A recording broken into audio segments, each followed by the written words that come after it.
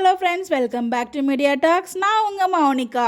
So surprise, நான் இப்போ தான் பார்த்தேன் 7:30க்கு லைவ் வரதா அப்டேட்மே கொடுத்துருக்காங்க. பட் அதையுமே நான் நோட் பண்ணல. பட் லைவ் வந்து வீடியோ நானுமே எடுத்து வச்சுருக்கேன். இப்போ தான் பார்த்து இருந்துச்சு, அதையுமே நான் எடுத்து வச்சுருக்கேன். லைவ் வீடியோ ஃபுல்லாக வந்து அதுக்கப்புறம் வந்து நான் ஷேர் பண்ணுறேன். பட் லைவில் என்ன சொல்லியிருந்தாங்க அப்படின்றத பார்க்கலாம். ரொம்ப சர்ப்ரைஸான விஷயங்கள் நிறைய சொல்லியிருக்காங்க.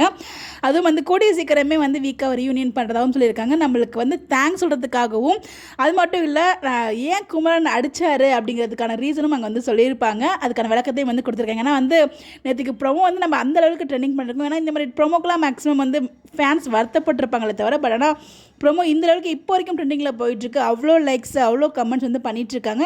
ஸ்டில் நவ் ட்ரெண்டிங்கில் இருந்துட்டு ட்ரெண்டிங் நம்பர் 1. அது சாதாரண விஷயம் கிடையாது. அதுக்கு காரணம் வீக்கா ஃபேன்ஸ் அண்ட் எம்என் ஃபேன்ஸ் மட்டும்தான். அதுக்கு ரொம்பவே தேங்க்ஸ் அப்படின்ற மாதிரி வந்து சொல்லியிருப்பாங்க. அது மட்டும் இல்லை, துபாய்க்கு வந்து பார்த்திங்கன்னா ஒரு ப்ரொஃபஷனலாக ஒரு விஷயத்துக்காக தான் போயிருக்காங்க. பட் வேலை விஷயம் மட்டும்தான் சொல்லியிருக்காங்க. கூடிய சீக்கிரமே ரிவீல் பண்ணுவேன் அப்படிங்கிறதையும் சொல்லியிருக்காங்க. நம்ம சாமி ப்ரோ வந்து நம்ம பிரவீன் நர்ஸாக தான் ரிவீல் பண்ணுவார் அப்படின்ற மாதிரியும் அவர் சொல்லியிருக்காங்க. ஏதோ ஒரு விஷயத்துக்காக தான் போயிருக்காங்க. எம்என் ரிலேட்டடாக இல்லை தனியாக ஏதோ ஒரு ஏதாச்சும் வேறு ஏதாவது புதுசாக அது பண்ணுறாங்களா என்னன்னு தெரியல. மேபி எம்என் நம்ம விஜய் வந்து ஃபாரின் போகிற மாதிரி அந்த மாதிரிலாம் இருக்க வாய்ப்பு கிடையாது.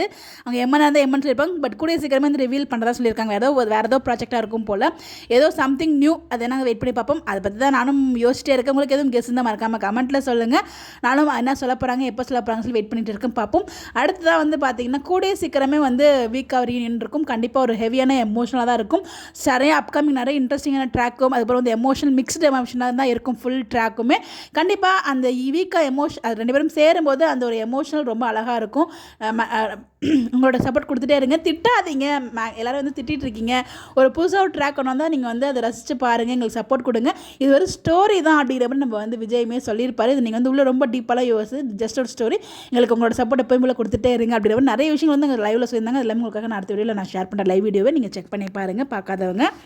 ஹேண்ட்ஸன் பை வேறு லெவலில் இருந்தார். ஸோ கடலில் போயிட்டு இருக்கும்போது தான் லைவுமே வந்திருந்தாங்க. நம்ம Praveen nurse sir first time வந்து லைவ் வந்துருப்பாங்க போல். இப்போ லைவ் வர நான் கற்றுக்கிட்டேன். இதுக்கப்புறம் அடிக்கடி லைவ் வரேன் அப்படிங்கிற மாதிரி சொல்லியிருப்பாங்க. ஸோ ரொம்ப நல்லா இருந்துச்சு. இந்த லைவ் ரொம்ப இன்ட்ரெஸ்டிங்காக விறுவிறுப்பாக அது கமெண்ட்ஸ் எல்லாத்தையும் படித்து ரிப்ளையும் பண்ணியிருந்தாங்க.